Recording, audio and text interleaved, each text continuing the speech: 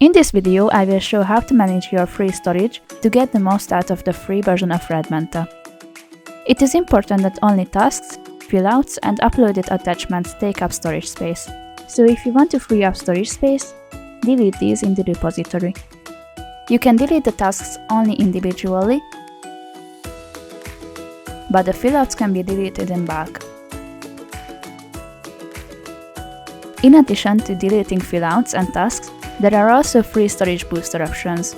For example, you can collect plus 5 MB every 3 days using the Wiki button, plus additional megabytes are waiting for you by completing tasks that you can find on the desktop. In the expansion details, you can see what options you have already used, as well as those you can still collect the extra megabytes for. If you are interested in the storage status, check it in the repository. Here you can check the storage capacity and the size of the currently used storage space.